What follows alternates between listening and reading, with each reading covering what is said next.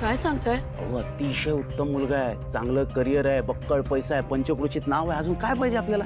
आणि महत्वाचं काय आहे की जितके तरुण मंडळी आले होते त्याने आपल्या स्वयंवराला त्यातला सगळ्यात भारी मुलगा कोण असेल तर हा. आणि आनंदाची बातमी अशी आहे की तो एका पायावर तयार आहे भावनाशी लग्न करायला. अजून काय हवंय आपल्याला? नाही मी काय म्हणतो, आपण आहे ना पटापट लग्नाची बोलणी करून टाकूया.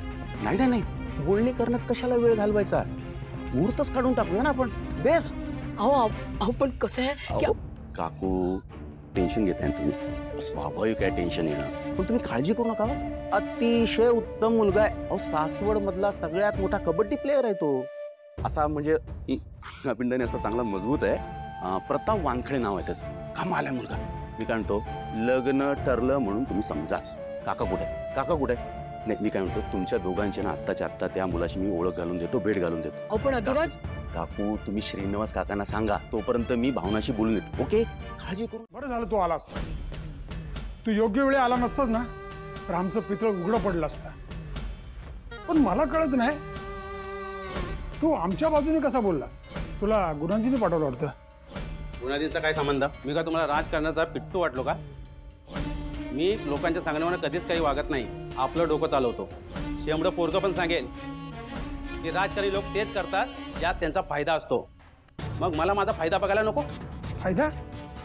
कसला फायदा? तुम्ही जिच्या लग्नाचा घाट घातलाय ना त्या मुलीवर मी लग्न करायला तयार आहे. फक्त त्या मुलीशी लग्न करायची जी रक्कम लावली ती मला वाढवून पाहिजे. किती? 1 करोड. 1 करोड?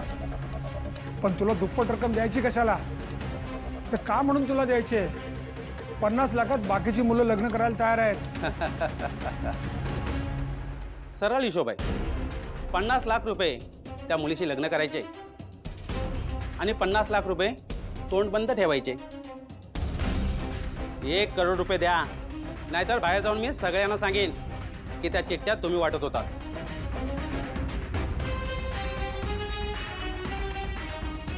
साहेब मला काय वाटतंय, त्याला जी रक्कम हवी आहे ना ती आपण देऊया, नाहीतर आपलं काही खरं नाही.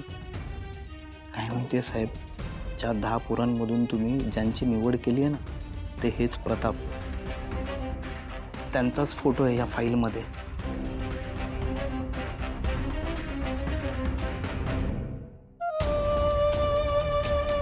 तर तुम्हीच प्रताप का?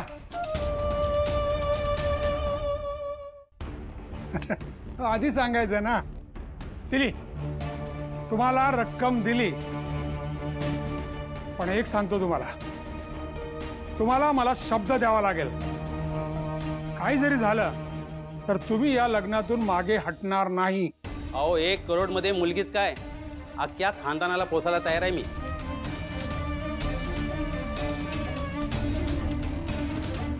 पण हे लग्न होणारच नसेल तर?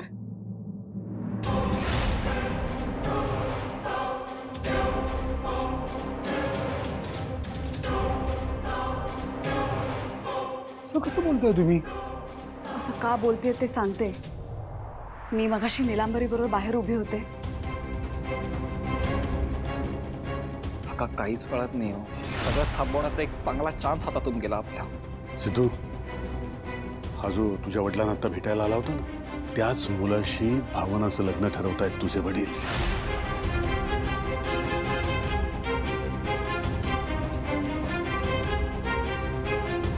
माझ्या भावनाकरता अजिबात योग्य नाहीये तो माणूस. आता जी चिठ्ठी दाखवली ना त्याने आतमध्ये,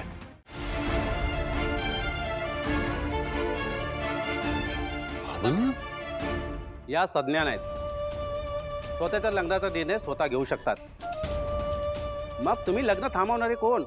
हे बघा, भावना माझी मुलगी आहे आणि हे लग्न मला मान्य नाहीये. मग कोर्ट कचेरीला सामोरे जायला तयार व्हा. ए हिम्मत असेल ना तर मर्दासारखा भेट. ए कोर्ट कचेरीची भीती आम्हाला देऊ नकोस. मग एवढीच मारतांगी दाखवायची असेल ना तर मला कबड्डीत हरवून दाखव. मग तू सांगशील ते करायला तयार आहे मी. निघाला मधला मार्ग. हा म्हणजे तू जर हरलास तर तू भावनाचा पिच्छा सोडणार, बरोबर ना? तुम्ही काय बोलताय तुम्हाला कळतंय ना? कळतंय, पण विचारतोय काय, हो की नाही मध्ये उत्तर दे. पण जिंकलो तर भावनाला बायको म्हणून घरी नेल्याशिवाय राहणार नाही. अरे डन. आई मी प्रॅक्टिकल डिसिजन घेतोय, कळलं ना? स्वतः पडायला मी तुमच्यासारखे खोल खड्डे खणत नाही. अगं आधीच हिचं लग्न ठरत नाहीये, त्याच्याबरोबर कुठे भांडत बसा कोर्टात आणि कोर्ट केस उडवून घ्या आणि कोर्टात खेपा घाला नंतर. संतोष, तोंडाला येईल ते बडबडू नकोस. हे जे काही बोलतोयस ना मला अजिबात मान्य नाहीये. तर मी जाहीर करतो, मुलाकडचे आणि मुलीकडचे यांच्यामध्ये कबड्डी सामना रंगणार.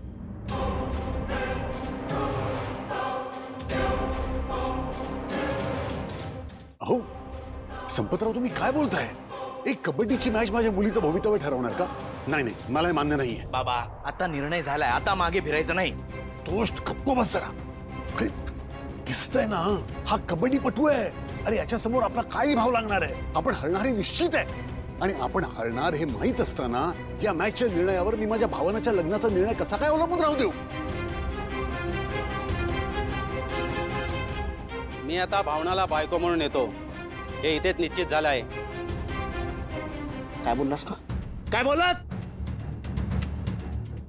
सिद्धू, सिद्धू सोड. सिद्धू सिद्धू, अरे छान संपतराव, घरात बोलून चांगला पाहुणचार करताय. आता दळवी बरं तुमच्या मुलालाही चौकीत खेचतो का नाही बघा. अरे सिद्धू, तू काय करतो? तुला कळतंय का त्याचे परिणाम काय होतील? सिद्धू जरा ऐक. अरे दादा सोड रे, मी नाही घाबरत, मी घेईन जबाबदारी. देवा. सिद्धू मॅच लाव. अहो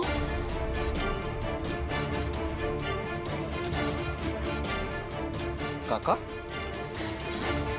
सिद्धू, दुसरा इलाज नाहीये.